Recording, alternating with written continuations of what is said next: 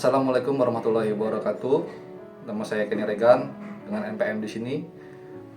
Di sini saya akan membahas tentang prinsip dan model pengelolaan pembelajaran kelas rangkap.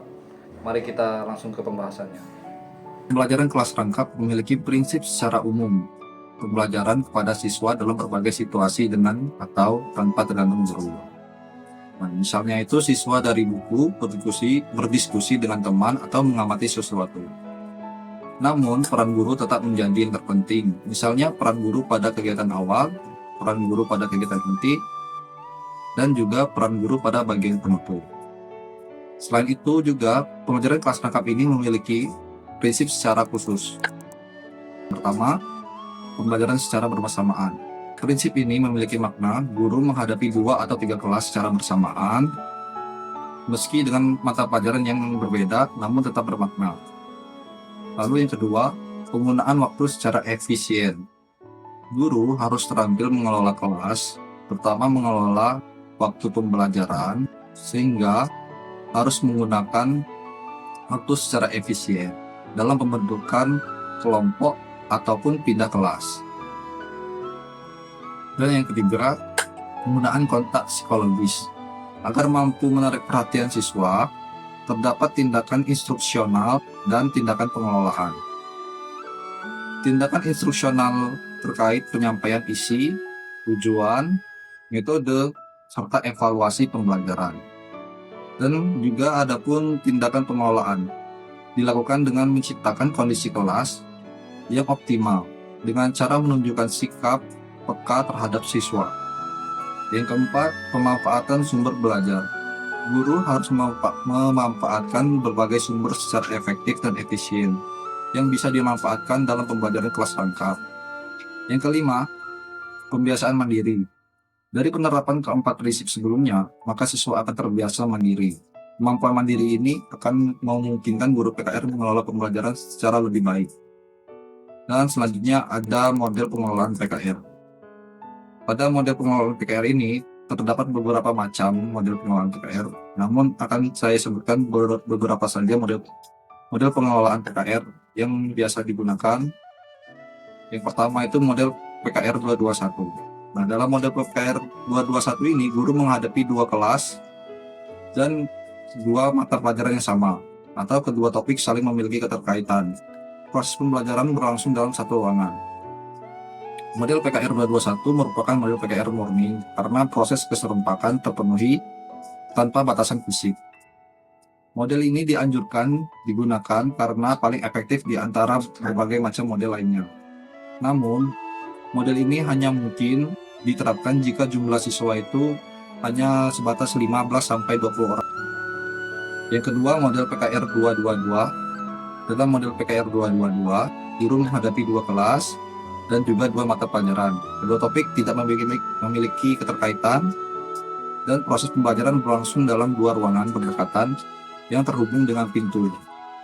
Model PKR 222 merupakan model PKR modifikasi untuk kondisi jumlah siswa lebih dari 20 orang yang tidak mungkin ditampung dalam satu ruangan. Dalam praktik model ini tidak seefektif model PKR 221. Yang ketiga, model PKR 321. Dalam model PKR 321, guru menghadapi 3 kelas. Kedua topik ini atau kedua mata pelajarannya terkaitan. Proses pembelajaran berlangsung dalam satu ruangan. Dan yang keempat, ada model PKR 333. Dalam model PKR 333 ini, guru menghadapi 3 kelas. Ketiga topiknya tidak ada kaitannya sama sekali dari 3 mata pelajarannya. Dan proses pembelajarannya berlangsung dalam 3 ruangan berjejer yang satu sama lain terhubungkan dengan pintu penghubung. Model PKR 333 sama dengan model PKR 222. Yang waktu tunggu tentunya lebih lama lagi karena guru harus berpindah-pindah di antara 3 ruangan. Model ini tidak dianjurkan untuk sering digunakan karena kurang efektif dan efisien. Selanjutnya, prinsip didaktik dan metodik PKR. Didaktik berasal dari bahasa Latin didasco atau didascein yang berarti saya mengajar. Secara populer diartikan sebagai ilmu mengajar atau pengetahuan tentang bagaimana mengajar. Metodik juga berasal dari bahasa Latin yang artinya metodos atau jalan ke, dan secara populer diartikan sebagai cara atau strategi mengajar. Cara atau strategi mengajar pada dasarnya berkenaan dengan penataan urutan kegiatan pembelajaran. Secara operasional dapat dirinci menjadi bagaimana membuka pembelajaran, mengisi kegiatan inti pembelajaran, dan mengakhiri pembelajaran. Sementara itu, ilmu mengajar atau didaktik berkenaan dengan bagaimana menerapkan teori dan konsep psikologis, sosiologis, komunikasi, dan dari ilmu lain yang sesuai dalam upaya membimbing dan menciptakan situasi belajar. Jadi, didaktik sebenarnya merupakan ilmu terapan atau ilmu pendidikan praktis. Dengan menggunakan konsep didaktik dan metodik seperti diuraikan tadi, maka yang dimaksud dengan prinsip-prinsip didaktik, metodik, dan prosedur dasar pembelajaran kelas rangkap adalah: 1. Konsep-konsep pembelajaran yang relevan dan perlu diterapkan dalam PKR sehingga membentuk suatu sistem. Yang kedua, keterampilan prosedural pembelajaran, khususnya berkenaan dengan membuka dan menutup pembelajaran, mendorong belajar aktif dan belajar mandiri, dan mengelola kelas PKR. Lalu ada prosedur dasar PKR yang terdiri dari pembuka dan penutup. Pembuka terdiri dari beberapa macam. Pertama, menarik perhatian murid, memperlihatkan benda, alat, gambar yang berhubungan dengan materi pelajaran, memberikan salam dan aba-aba perhatian, membunyikan sesuatu, misalnya peluit. Lalu yang kedua, menimbulkan motivasi. Menunjukkan kehangatan dan semangat, menimbulkan rasa ingin tahu, serta memperhatikan minat siswa.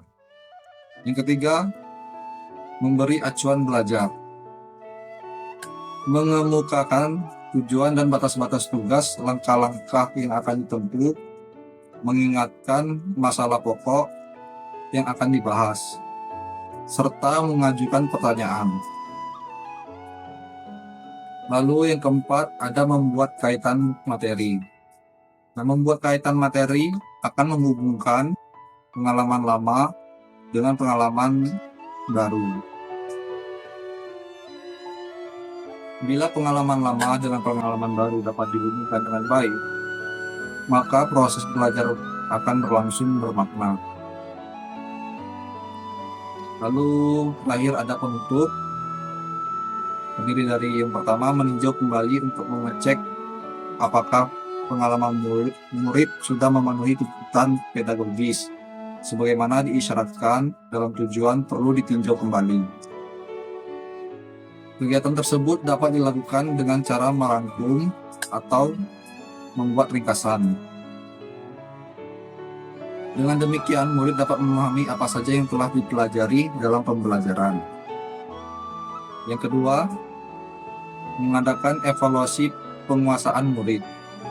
Salah satu indikator keberhasilan pembelajaran adalah tercapai tidaknya penguasaan murid mengenai materi pelajaran sesuai dengan tujuan yang digariskan. Yang ketiga, memberi tindak lanjut. Tindak lanjut berfungsi untuk menghubungkan materi dan pengalaman belajar baru dengan pengalaman yang akan datang. Tindak lanjut dapat dilakukan dengan cara memberi pekerjaan rumah atau PR, lalu ada merancang sesuatu, serta mengkomunikasikan sesuatu. Oke, itulah tadi pembahasan yang sudah saya bahas tentang prinsip dari pembelajaran kelas rangkap, lalu model pengelolaan pembelajaran kelas rangkap, terus ada prinsip didaktik dan metodik pembelajaran kelas rangkap, serta prosedur dasar dari pembelajaran kelas rangkap. Mungkin itu saja yang bisa saya sampaikan. Terima kasih.